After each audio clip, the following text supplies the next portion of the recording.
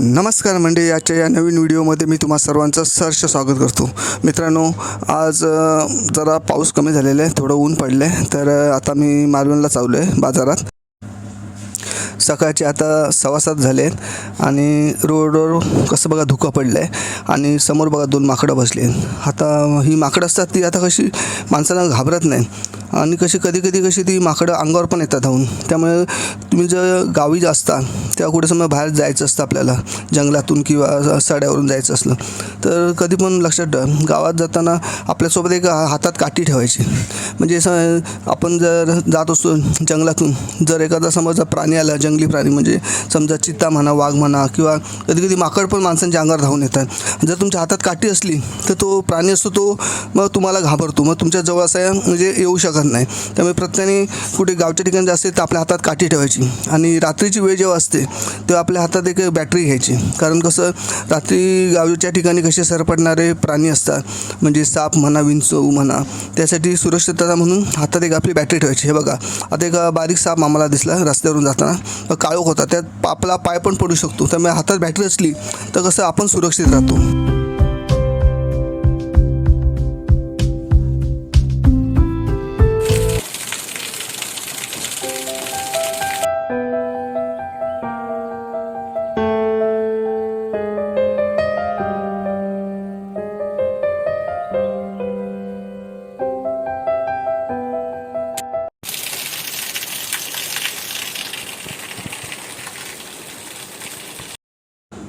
आता बघा ऑक्टोबर महिना चालू आहे. दिवसा कडक ऊन असतं, म्हणजे ऊन कडक एवढं असतं की असं मे महिन्यात पण ऊन नसतं, एवढं कडक ऊन ऑक्टोबर महिन्यात असतं. आणि संध्याकाळी काळोख करून पाऊस पडतो. हे असं का होतं तर काय होतं, शेतात बघा ते जे धान्य असतं त्या धान्याला असं केसर आलेलं असतं. आता हे समजा आता हे तांदळाचं केसर आहे आणि ही जे बारीक बारीक दाणे दिसत आहेत ते डायरेक्ट दाणे तयार होत नाही, तर त्याच्या आतमध्ये जे प्रत्येक छोटा दाणा आहे ते जर तुम्ही दाबला तर त्याच्यातून असं पांढरं दूध बाहेर पडतं. म्हणजे आतमध्ये तांदूळ परिपक्व झालेला नसतो. आणि असं कडक ऊन पडलं तर काय होतं, तो आतला तो दाणा असतो जसं म्हणजे ज्यामध्ये दूध असतं ते कडक उन्हामुळे कसं ते सुकलं जातं आणि त्याच्यात मग असा तांदूळ तयार होतो. आणि तांदूळ तयार होतो का, कारण असं कडक ऊन पडतं त्यामुळे. आणि जर कडक ऊन नाही पडलं तर ते दाण्यातलं ते दूध असतं ते कसं कुसून जाईल आणि त्याला बुरशी येईल आणि त्यामुळे शेतातलं भात आहे ते सगळं खराब होऊन जाईल. म्हणजे निसर्गाने जी उष्णता निर्माण केली, जे कडक ऊन असतं ते का, तर तो केसरमधला दाणा परिपक्व होण्यासाठी. आणि रात्री बघा काळोख करून पाऊस येतो. त्याचं कारण का, कारण जर पाऊस नाही आला तर कसं होतं, ते जे कणसात जे धान्य तयार झाले ते कसं कडक उन्हामुळे त्याला तडे जातील प्रत्येक दाण्याला, आणि तो तडा गेला तर त्यातनं तांदूळ जमिनीवर पडून जातो. आणि कसं जमिनीवर पडल्याचं कसं म्हणजे त्या भाताचं नुकसान होतं. आणि ते नुकसान होऊ नये म्हणून तो रात्रीचा पाऊस पडतो. आणि रात्रीचा पाऊस पडल्यामुळे ते केसर ओलं होतं आणि ओलं झाल्यामुळे दिवसा जरी ऊन पडलं तर ते कसं केसर ओलं असल्यामुळे तो त्या दाण्याला तडा जात नाही आणि त्यातला तांदूळ जमिनीवर पडून नुकसान होत नाही. आणि म्हणजे निसर्गाने रात्रीचा जो पाऊस म्हणतो आपण, उतर रात्री बरोबर काळोख करून पाऊस आला, पण ते कसं शेतासाठी ते फायद्याचं असतं.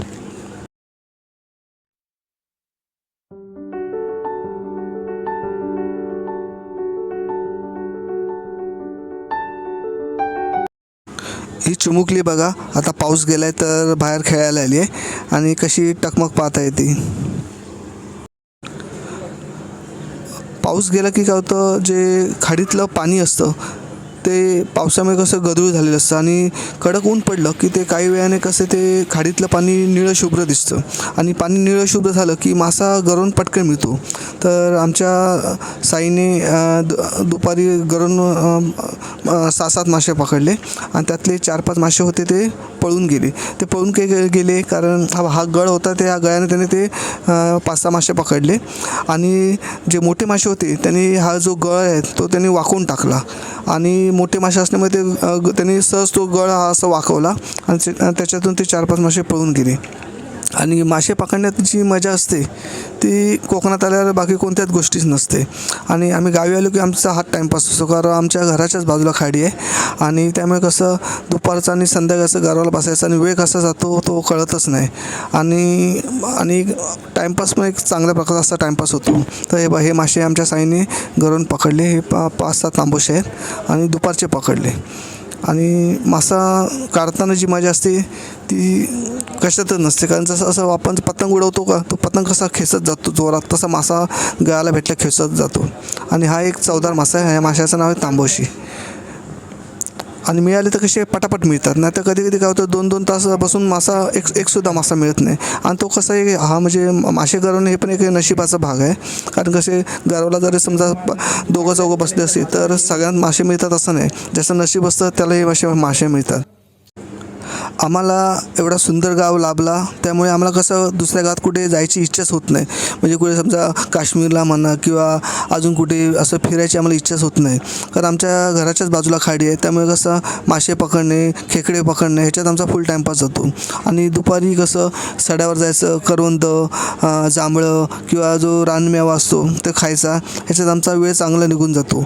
आणि दिवसा कसं मालवणला जायचं, काहीतरी खरेदी करायची, बाजारहाट करायचा आणि मग घरी यायचं. याच्यामध्ये आमचा पूर्ण दिवस कसा जातो तोच आम्हाला कळत नाही.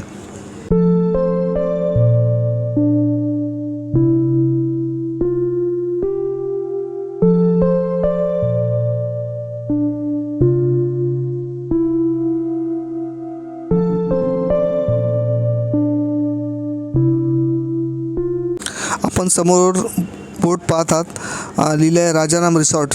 म्हणजे आमच्या गावाच्या समोर एक गाव आहे बघा, तळाशील म्हणून, आणि त्या बाजूला तोंडवळी म्हणजे हा माझ्या मामाचा गाव. म्हणजे बघा मामाचा गाव पण समोरच आहे, त्यामुळे कसं वडिलांचा गाव आणि मामाचा गाव समोरासमोर. म्हणजे मामाच्या गावी पण गेलात तर तुम्हाला तिथे खाडी दिसते आणि पलीकडे समुद्र. म्हणजे मामाचा गाव असा पलीकडे समुद्र आणि ह्या साईडला खाडी आणि मधोमध तो गाव आहे. आणि म्हणजे चारही साईडने पाणी, असं सुंदर गाव आहे. आता तिथे मग फिरण्यासाठी तुम्हाला बोट पण मिळेल आणि तिथे बोटीतनं तुम्ही म्हणजे अशी खाडी आणि समुद्र फिरू शकता.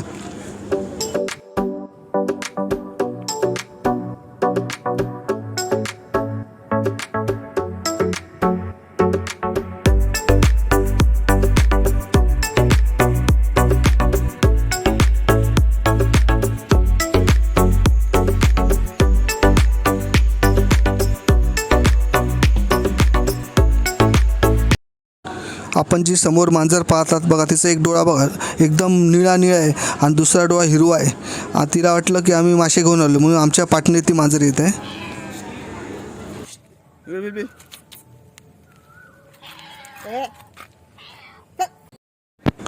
पोपट बघा झाडावर बसलाय, किती सुंदर पोपट आहे बघा, आणि त्या झाडावरची फळं खातोय.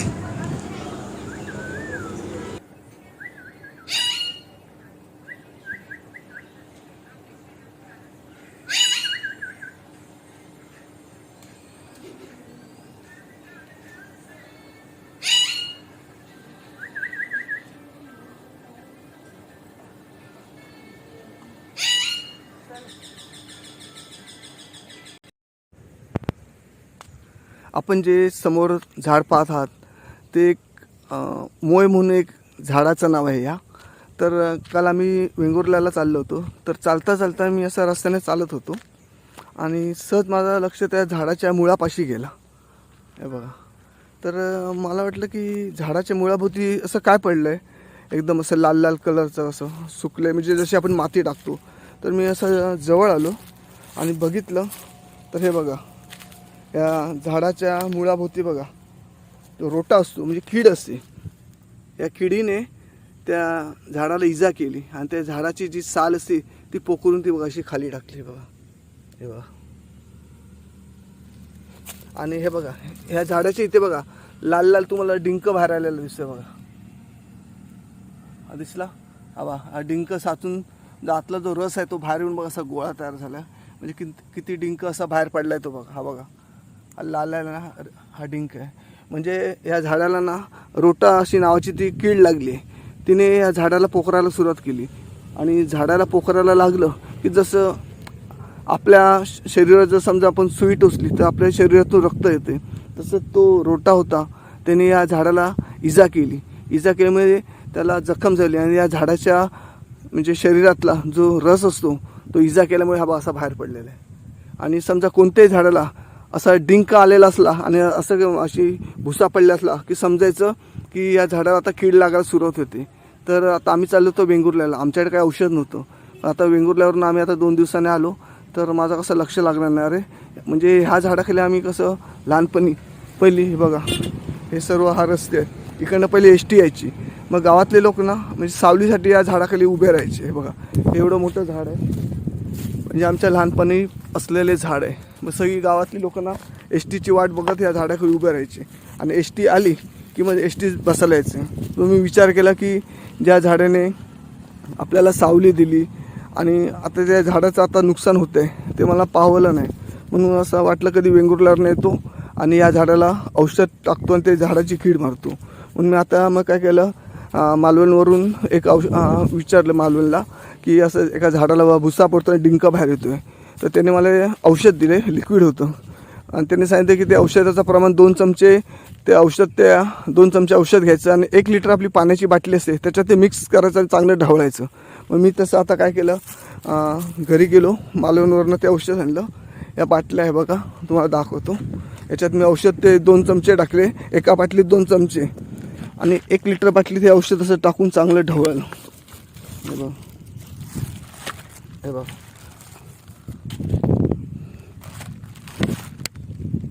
हे असं औषध बनवलं. आता हे औषध आहे की त्या झाडाच्या मुळाशी टाकणार आहे, की जेणेकरून ती झाडाचं कसं आयुष्य वाचेल. आणि जे पुण्याचं काम म्हणतो ते हे खरं पुण्याचं काम असतं. आपण देवळात जातो, अभिषेक करतो, खरा अभिषेक तो हा असतो. आता मी औषधाचे बाटल्या ह्या पाण्यामध्ये 2 चमचे औषध मिक्स केलेले आहे. आणि तुम्ही जर हे, आणि औषध ही प्रत्येक गावामध्ये ना म्हणजे जशी शेतीची जी हे मिळतात, शेतीच्या बियाणं मिळतं बघा, त्यांच्याकडे औषध असतं. त्यांना सांगायचं की झाडाला असं म्हणजे डिंक बाहेर येतो आणि असं भुसा पडतो आहे, मग ते जे औषध देणार आहे ते बरोबर तुम्हाला औषध देतात. आणि प्रमाण पण विचारून घ्यायचं. पण बहुतेक प्रमाण कसं आहे की 2 चमचे 1 लिटर पाण्यात हे बघा असे मिक्स करायचे. हे मी जसे केले ते औषध असं चांगलं हलवून घ्यायचं. अजून ते 2 बाटल्या तर घेऊन येतो मी.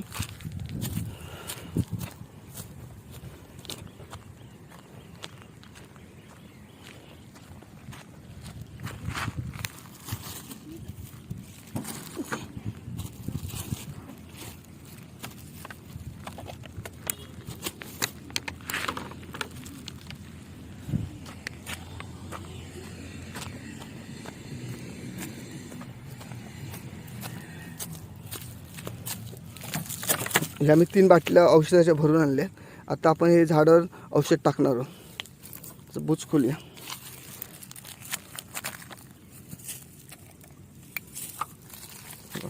आता मी औषध हे झाडावर असं ओततो पहा.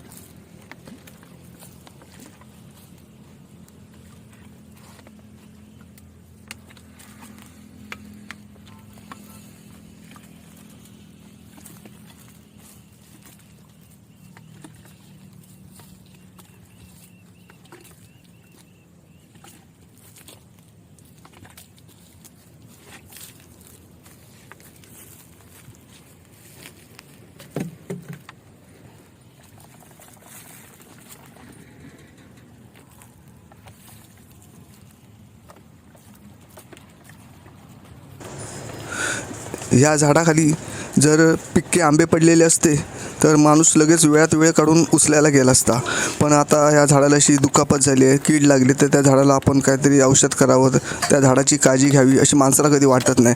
एखादा प्राणी जे जखमी झाला असेल तर त्याला औषध लाव असं त्या माणसाला कधी वाटत नाही. म्हणजे आजच्या जगात एवढा माणूस हा स्वार्थी झालेला आहे.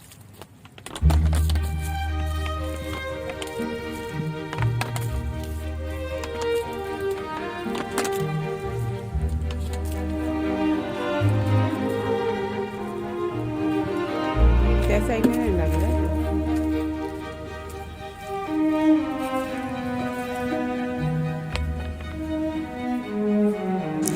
आता आपण औषध झाडाच्या मागच्या साईडने पण झाडावर ओतायचं आहे, कारण मागच्या साईडने पण झाडाला कीड लागली आहे. आणि औषध ओतताना आपण सावकाश ओतायचं, कारण औषधाचे थेंब आपल्या डोळ्यात उडू शकतात, त्यामुळे ती पहिली आपण काळजी घ्यायची.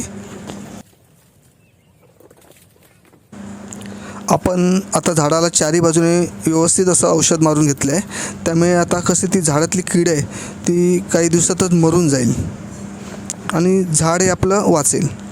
आता आपण या झाडाची कंडिशन पाहतात की झाडाला चारी बाजूने कीड लागली आहे आणि त्या झाडाच्या मधून असा बघा डिंक बाहेर पडतो आहे. आणि ह्या आता मी झाडाला औषध घातलं आहे, त्यामुळे आता काही दिवसातच हे झाड आपलं रूप बदलेल पहा. आणि कसं झाडांवर प्राण्यांवर आपण असे उपकार करायचे, त्यांच्याकडे आपण दुर्लक्ष करायचं नाही, कारण हे एक मोठं पुण्याचं काम आहे. जे तुम्हाला देवळात जाऊन पुण्य नाही मिळत, ते हे अशा गोष्टी केल्या तर तुम्हाला ते पुण्य मिळतं. आणि माणसावर कसं उपकार केलं ते माणूस हा कसा विसरणार असतो, आणि माणसासारखा दुसरा म्हणजे बेईमानी करणारा प्राणी दुसरा कोण नाही. त्यामुळे माणसाला उपकार करण्यापेक्षा या झाडांवर प्राण्यांवर केलेले उपकार खूप चांगले असतात. आता तुम्ही हे झाड पाहता बघा किती सुकलेलं आहे, आणि काही दिवसानं आता हे झाड कसं चांगलं फुलेल ते बघा.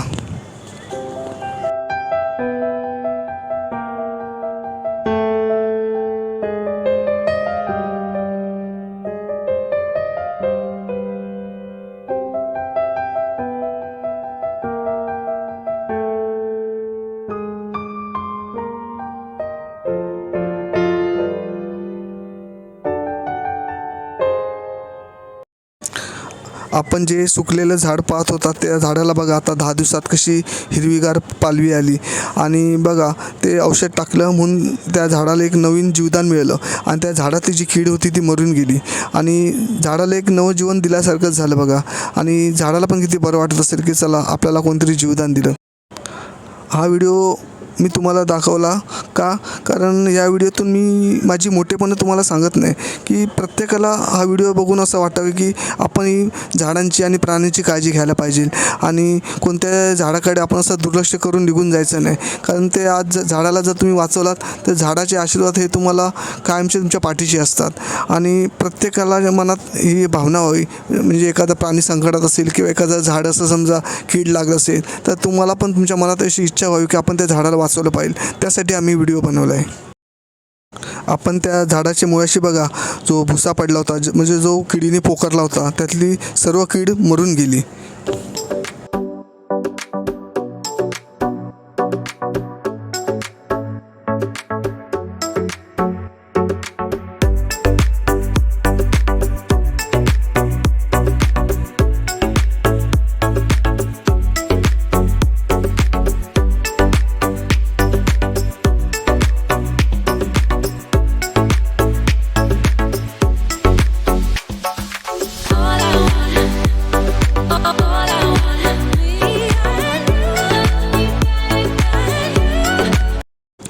आज आम्ही मालवणला चाललो आहोत.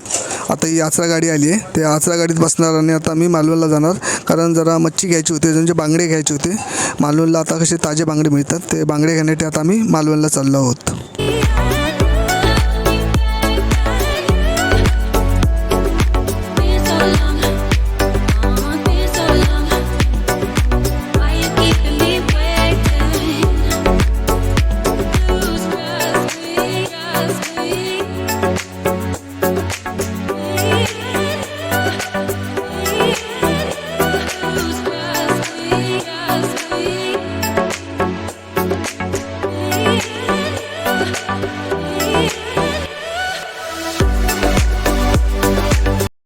आता मी मालवणवरून हे बांगडे आणले 100 रुपयाचे, ते आता मी सुटी करतो. आणि मालवणला जर तुम्ही मच्छीसाठी गेला तर सकाळी 9 वाजता जायचं, कारण सकाळी समुद्रात बाजार असतो तेव्हा तुम्हाला ते ताजे मासे मिळतात आणि स्वस्त मासे मिळतात, आणि मेन म्हणजे फ्रेश माल असतो. तर तुम्ही गेला तर 9:15च्या मनाने लवकर जायचं मालवणला आणि असे ताजे मासे घेऊन यायचे.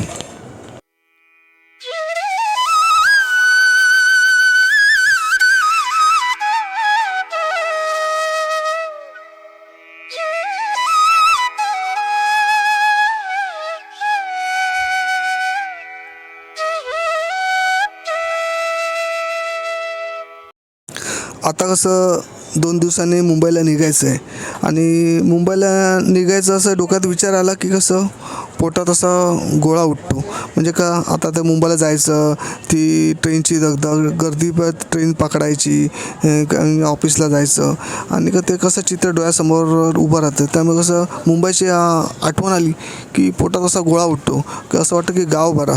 पण कसं नाईलाजाने कसं मुंबईला जाणं भागच असतं.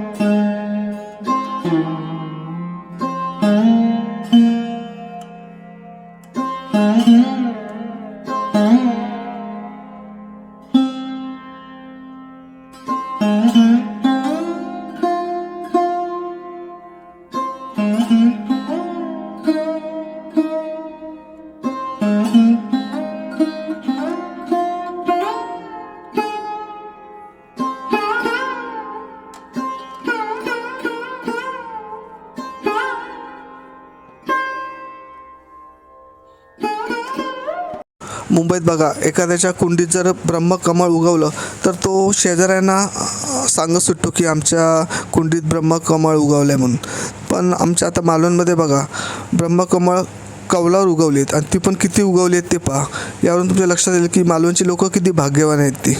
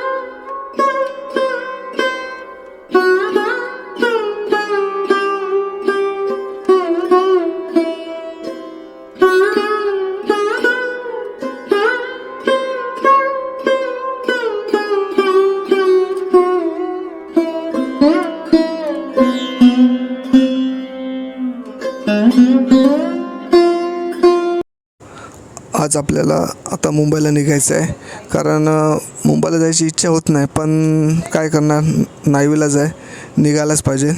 तर चला आता आपण मुंबईला निघूया.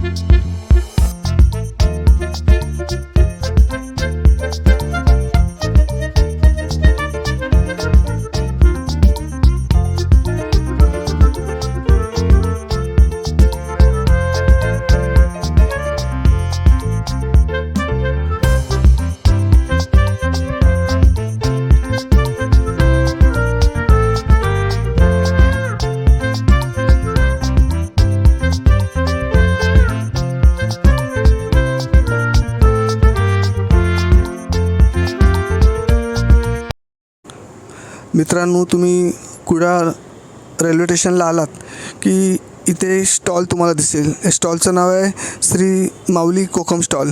या दुकानात सर्व आपले कोकणातले पदार्थ तुम्हाला विकत मिळतील. आणि मेन म्हणजे येथे जी क्वालिटी आहे मालाची ती एकदम फ्रेश असते आणि चांगल्या प्रकारचा माल तुम्हाला इथे मिळेल. आणि इथे जर तुम्ही आलात कुठे आलात तर नक्की या दुकानातून तुम्ही वस्तू खरेदी करा. आणि मेन कसं माल हा टापटीप ठेवलेला आहे आणि दुकानात स्वच्छता किती आहे ते पहा. त्यामुळे आलात तर अवश्य या दुकानातून तुम्ही वस्तू खरेदी करा. दुकानाचं नाव आहे श्री माऊली कोकम स्टॉल.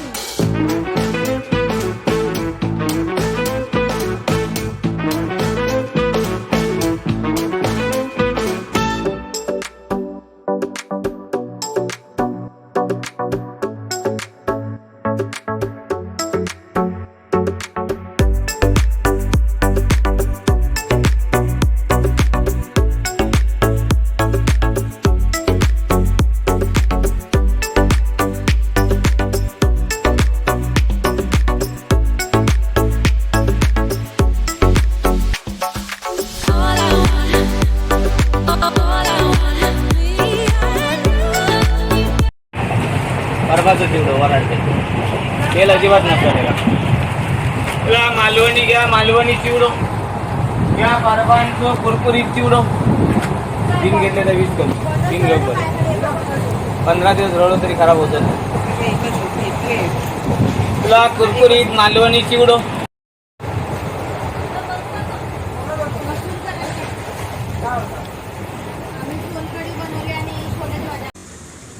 तुम्ही जर चॅनलला नवीन असाल तर चॅनलला सबस्क्राईब करायला विसरू नका.